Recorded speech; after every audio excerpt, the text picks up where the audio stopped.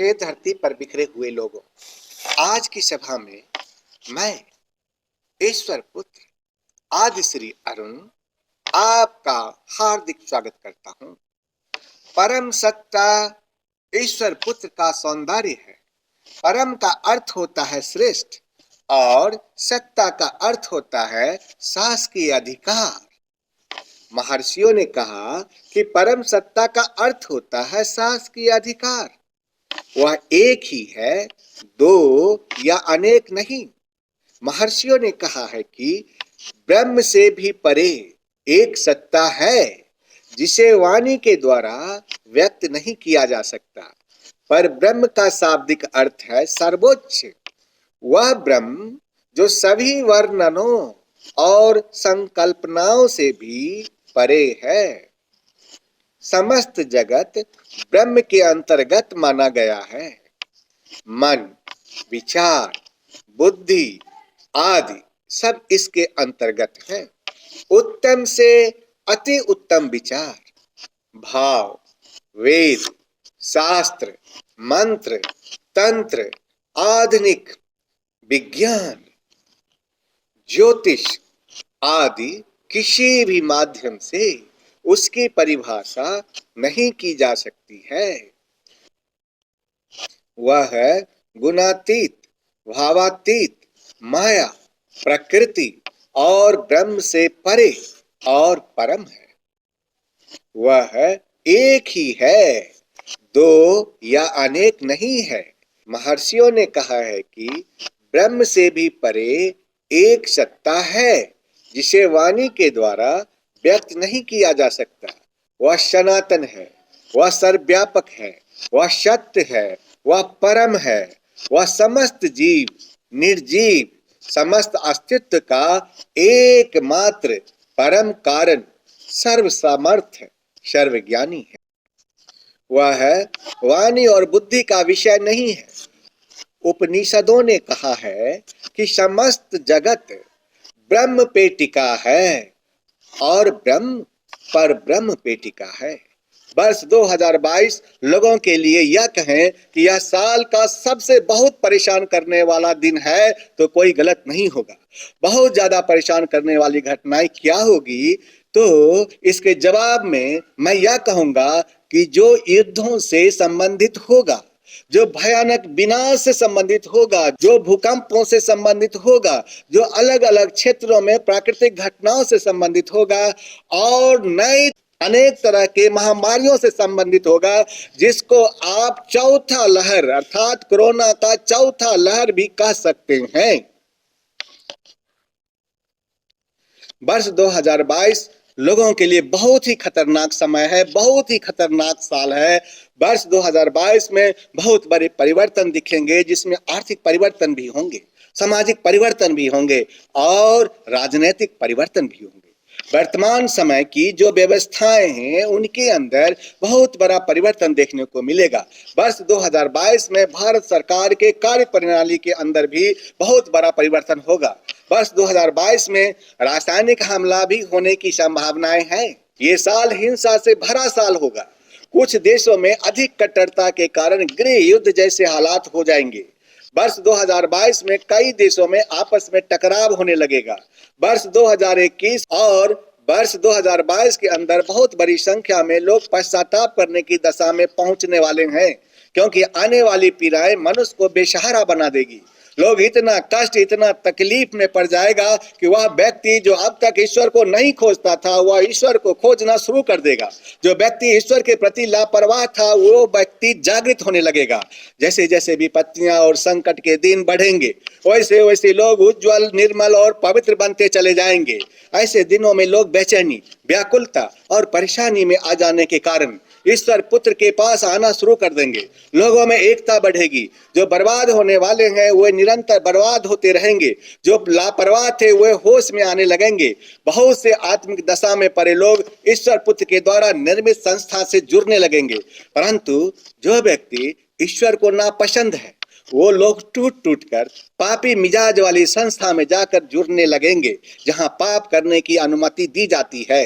दो संस्था बनेगी, एक में उज्जवल निर्मलता तथा पवित्रता का बोलबाला होगा और दूसरे में संसार के साथ समझौता कर पाप में रहकर ईश्वर की पूजा करना पसंद करेंगे, परंतु दूसरी ओर पाप का बहिष्कार करते हुए केवल पवित्रता का आधार बनाकर ईश्वर की पूजा करने वाले लोग होंगे। दोनों संस्थाएं उच्चतम शिखर पर होगी। पवित्र होने वाले निरंतर पवित्र होते चले जाएंगे और पाप में रहकर पूजा करने वाले लोग पाप में और अधिक डूबते चले जाएंगे और वे ईश्वर के वचन को भूल जाएंगे। गलत सिद्धांत फूलेंगे फलेंगे। पवित्रता भी उच्च शिखर पर होगी। अब ईश्वर ही निर्णय करेंगे कि वे अपने साथ किसको निजधाम लेकर के जाएंगे। ईश्वर पुत्र कटने का काम करने के लिए हंसुआ लगा चुका है।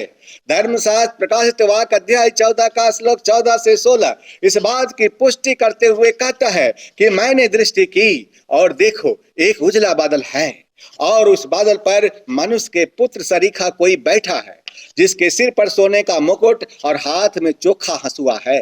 फिर एक और स्वर्गदूत ने मंदिर में से निकलकर उससे जो बादल पर बैठा था बड़े शब्द से पुकार कर कहा कि अपना हंसुआ लगा कर लावनी कर, क्योंकि लवने का समय आ पहुंचा है, इसीलिए कि पृथ्वी की खेती पक चुकी है। सो जो बादल पर बैठा था उसने पृथ्वी पर अपना हंसुआ लगाया और पृथ्वी की लवनी की गई। अब गेहूं और भूसी अलग की जाएगी। जो गेहूं भूसा नहीं छोड़ेगा वह गेहूं की बोरी में नहीं रखा जाएगा, उसे भूसे की तरह छोड़ दिया जाएगा और आग में डाला जाएगा। जो लोग संसार से समझौतापूर्ण जिंदगी जीने के लिए तैयार हैं वे विश्वासी होने के बाद भी आग के कौर बन जाएंगे, परंतु जो गेहूं भूसी उतार चुका है केवल वही गेहूं के बोरी में इकट्ठा किया जाएगा। ऐसा व्यक्ति ही जीवन का मुकुट पाएगा अर्थात प्रतिफल पाएगा। लेकिन जो व्यक्ति अपना भूसी नहीं उतारा है, यानी कि समाज के रीति रिवाज को उतार करके नहीं फेंका है, समाज के नियम को उतार करके बाहर नहीं फेंका है और ईश्वर के लायक नहीं बना है, वो व्यक्ति कभी भी ईश्वर के निजधाम में नहीं जा सकेगा। ईश्वर भूसी सहित गेहूं को नहीं बल्कि केवल गेहूं को ले जाने आए हैं। गेहूं भूसी को छोड़ना न चाहे तो ईश्वर उसे कभी भी नहीं ले जाएंगे। इसलिए जितना भी कर्मकांड है, जितना भी बैर भाव विरोध भाव है, उसे अभी तुरंत का तुरंत छोड़कर पवित्रता धारण कर लीजिए, तब आने वाले महाविपत्ति में आपका बचाव हो सकता है। इसीलिए ईश्वर पुत्र आदि श्री अरुण धर्मशास्त्र लूका अध्याय 21 का श्लोक 34 से 36 उल्टा करके लोगों को सावधान करते हुए यह कहता है कि हे मनुष्य सावधान रहो, ऐसा न हो कि तुम्हारे मन खुमार और मतवालेपन और इस जीवन की चिंताओं से सुस्त हो जाए और वह दिन तुम पर फंदे की नाई अचानक आ पड़े, क्योंकि वह सारी पृथ्वी के सब रहने वाले के ऊपर इसी प्रकार आ पड़ेगा। इसलिए जागते रहो और हर समय प्रार्थना करते रहो कि तुम इन सब आने वाली घटनाओं से बचो और मनुष्य के पुत्र के सामने खड़े होने के योग्य बनो। अब प्रश्न यह उठता है कि क्या आपने सोचा है कि सारी पृथ्वी पर आने वाली विपत्ति और संकट से आप किस प्रकार बचिएगा?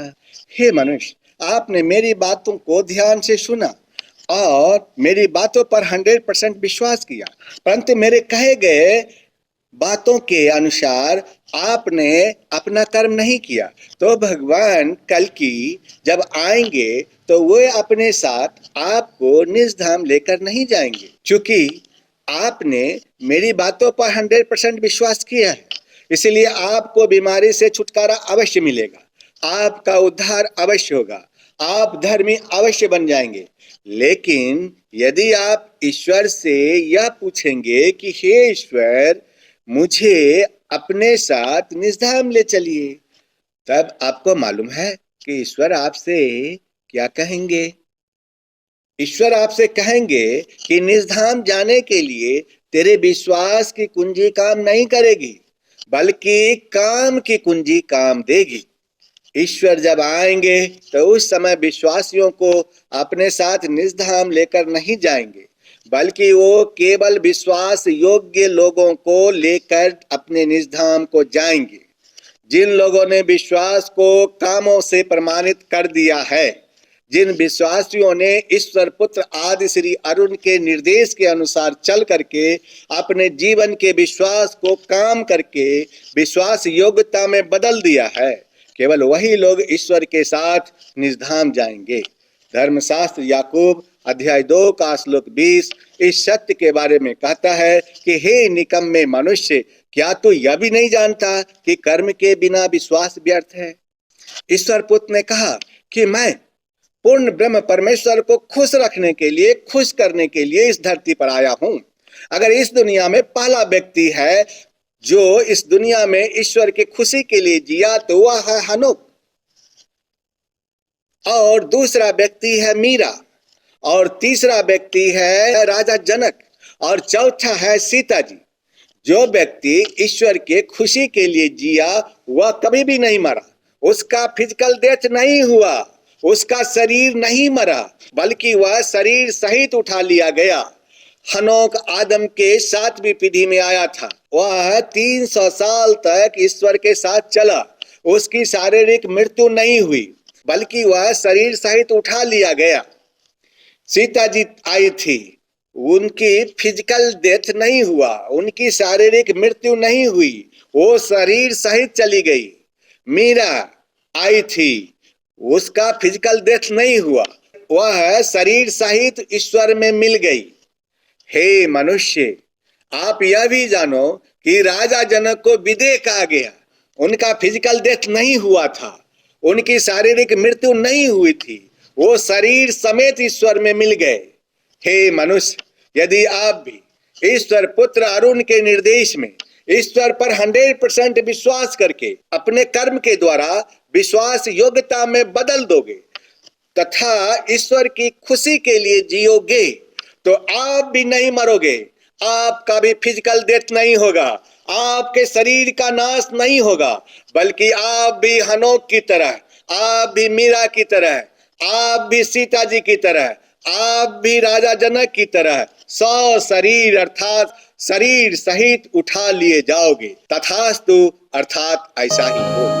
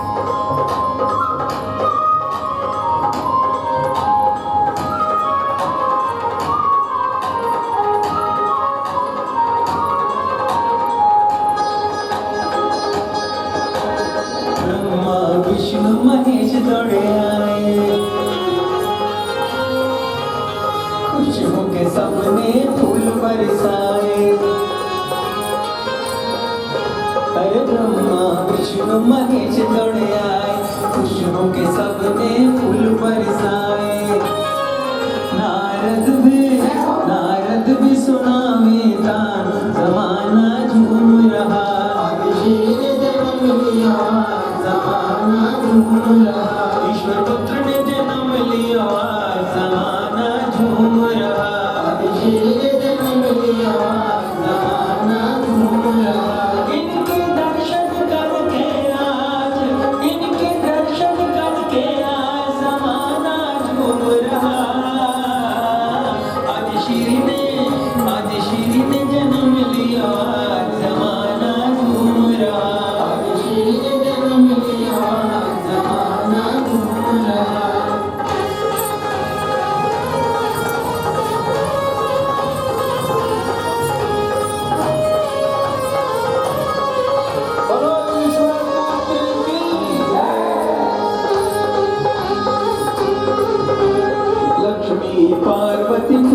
मनाए, आज खुशी में फूल न समाए। हे लक्ष्मी पार्वती खुशियाँ मनाए, आज खुशी में फूल न समाए। सरस्वती ने गाया गान, जमाना झूम रहा। जमाना झूम रहा। ईश्वर पुत्र ने जन्म लिया, जमाना झूम रहा। जन्म लिया, जमाना झूम रहा। इनके दर्शन करके आज, इनके दर्शन करके आज जमाना झूम रहा। आज श्री ने जन्म लिया, जमाना झूम रहा। आज श्री ने जन्म लिया, जमाना झूम रहा।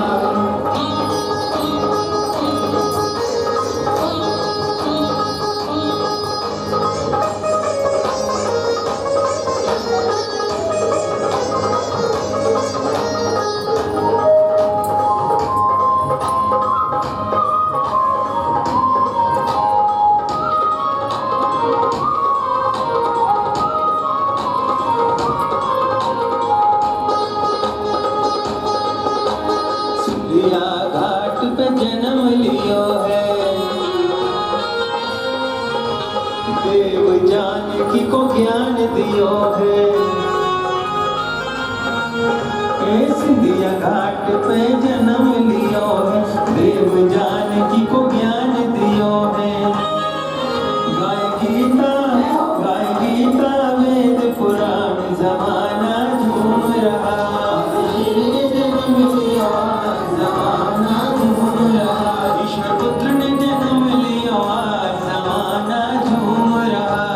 जन्म लिया, जमाना झूम